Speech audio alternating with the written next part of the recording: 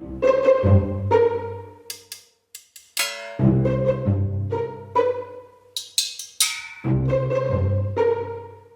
guys, it's Dana and it's Tuesday, so we're going to talk about money and we're going to discuss who do you pay first.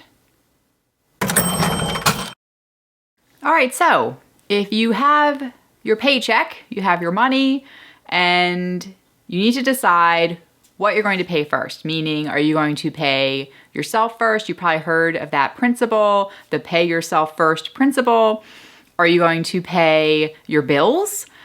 Are you going to pay your church? What comes first? Who gets paid out of that money right off the bat? And then everybody else falls in line.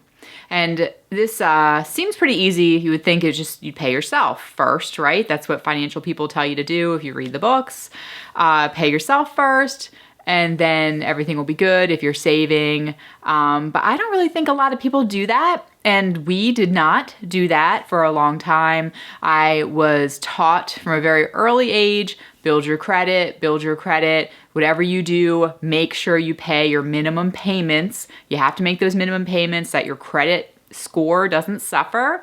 And so for a large chunk of my life, I always paid my bills first. That was the first thing that would come before paying myself. That would come before buying food to eat. That would come before church, certainly, for many years. And if I didn't have enough money left over for church, then that was last in line. And then I just would not save any money that month if I couldn't, because all the bills had to be paid first. I had to make sure those minimum payments were hit. And then I started hearing that that's not what you're supposed to do. Actually, you should pay for your food first. And then, as I've become more and more involved in church and I've become more of a person of faith as I get older and after the birth of my children, then, you hear about tithing, which is 10%. That's a tenth of your income, and how that comes off the top. That's first. You pay God first. You pay the church, that 10%.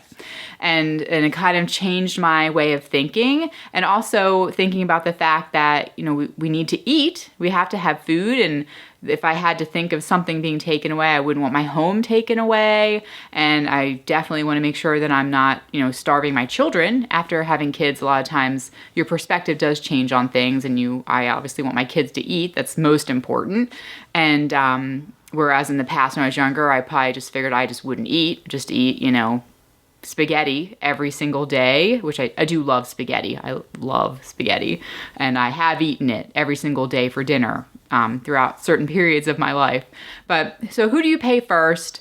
And, obviously that's going to depend on you if you are a person of faith or not. If you're going to be putting church first at the top of the list, and that 10% comes off first, and then the rest of your income would go second to yourself, meaning that you're going to, depending on whether or not you're in debt. If you're not in debt at all, then, you could save a portion of your money in your savings account, and then you would go down the line and do food, housing, and then, you wouldn't have a lot of bills other than utilities if you don't have debt. If you do have debt, then you might not be putting any money into a savings account. You're trying to pay your four walls, which is your house and your house payment, your car payment, if you have a car payment. But you need your insurance for your car and your utility bills and your food, groceries. And then last on the list would actually be all of your bills. That would be last. And that's kind of scary for a lot of us. I know it was for me. What happens if I don't make my minimum payment? Then it's going to hurt my credit score, and that's not acceptable. So you have to change your way of thinking right there, though. Is a credit score really that important? Obviously, if you're living the debt-free way and you're trying to pay off your debt and you are not planning to ever borrow money again, then who cares what your credit score is? It doesn't matter what your credit score is because you won't be borrowing money. So you still want to pay your bills. You still have a responsibility. You owe that money. But if you can't eat, if it's either eating or paying your bills, then you should eat. You should absolutely eat first and make your mortgage payment, your rent payment, because that's where you live, that's where your shelter is. You pay that first before you pay your bills. And that's a scary thought. Like that used to, in the past, I'd be like, no way, am I not going to pay my bills? I have to make my minimum payment no matter what. But you should be eating first. Like let's get our priorities in order here. And if you are a person of faith, then God comes first, right?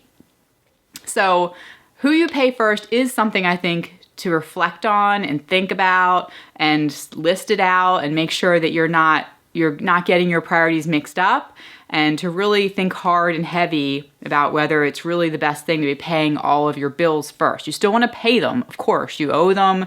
It's, you know, if you want to be a person of integrity, then that's money you owe and you want to pay them. You want to pay it off as fast as you can. You want it out of your life forever, so you never have those payments anymore.